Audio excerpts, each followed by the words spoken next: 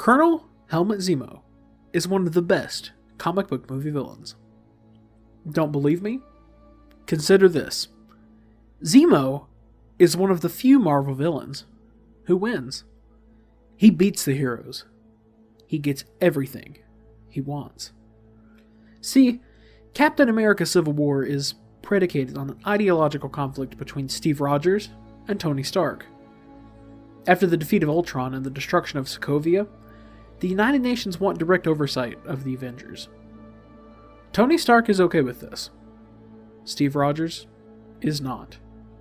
Meanwhile, Zemo wants to tear the Avengers apart from the inside as revenge for the death of his family. His tool of choice? Bucky Barnes.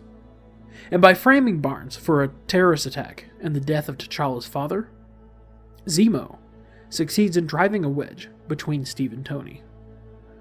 At last, when Zemo finally reveals that Bucky killed Tony's mom and dad, and that Steve kept this fact hidden from Tony, it's the betrayal that broke the camel's back.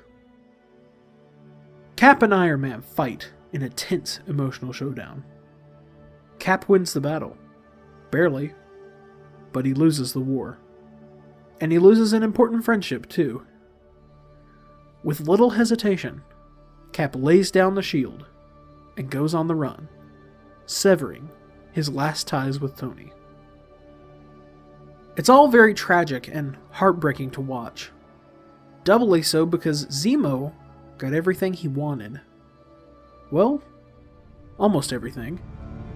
Tell that to the dead.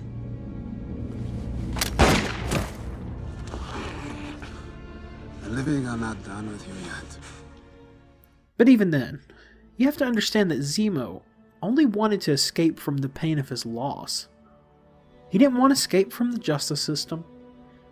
Zemo got his revenge, only to learn that it wasn't satisfactory. As he re-listens to that voicemail from his wife, you feel for the guy.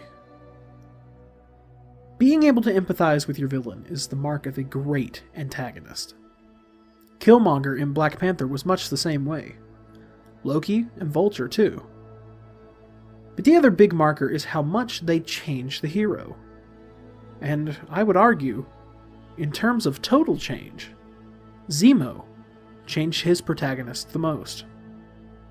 In Civil War, Team Cap makes great sacrifices for what they believe in, and most of them wind up in jail for it. Team Iron Man experiences great loss too. And then there's T'Challa, the Black Panther. In my Black Panther review, I talked about how meaty his character arc was, and the same is true here. Zemo kills T'Chaka, sends his son on the revenge path, and makes T'Challa realize the folly of that path, all in one film. Honestly, you have Zemo to thank for making Black Panther such an amazing movie. Without T'Challa's arc in Civil War, that movie would have played out a lot differently. The best villains change our heroes.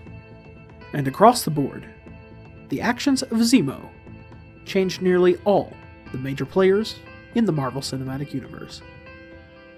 That small fact makes the wait for Infinity War all the more exciting. Thanks for watching, y'all! Avengers Infinity War is nearly upon us, and that means it's giveaway time. This time, I'm giving away one HD digital copy of Spider-Man Homecoming. To enter, all you have to do is leave a comment down below letting me know what you thought of this video. I'll be announcing the winner next week in a pinned comment. This video was done in collaboration with Wabam Entertainment as part of their 20 Days of Infinity War. Wabam is your home for Marvel and DC news, and they've recently branched out to cover Valiant comics and other geek properties. The site is one big ol' ode to storytelling, which makes them the perfect collaborator for what I do at Storybake. We've already got a lot of pieces up, and you can check out the rest of our Infinity War coverage at the link in the description. And if you missed my last video essay, click the link to the left to catch up. I'll see y'all next time for more Storybake awesome sauce.